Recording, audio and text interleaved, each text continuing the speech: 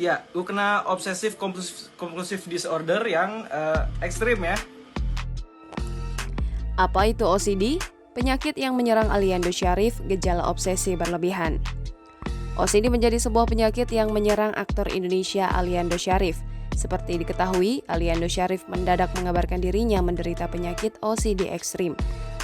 Sebelum mengkonfirmasi terkena penyakit tersebut, diketahui bahwa sang aktor dikabarkan vakum lama tak terlihat di layar kaca.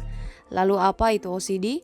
Mengutip sejumlah sumber, OCD adalah Obsessive Compulsive Disorder. OCD merupakan sebuah gangguan mental yang menyerang penderitanya.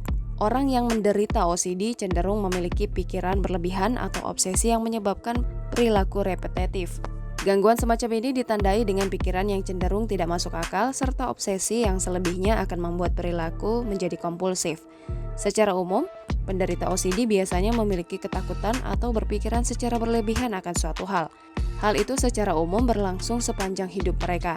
Dalam sejumlah kasus, para penderita OCD biasanya memiliki variasi gejala yang berbeda-beda. Ya ekstrim tuh yang justru kita nggak bisa ngapa-ngapain gitu ya.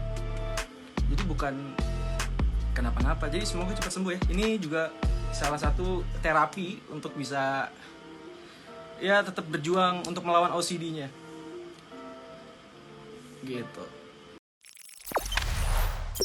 Jangan lupa subscribe, share, komen, dan like ya.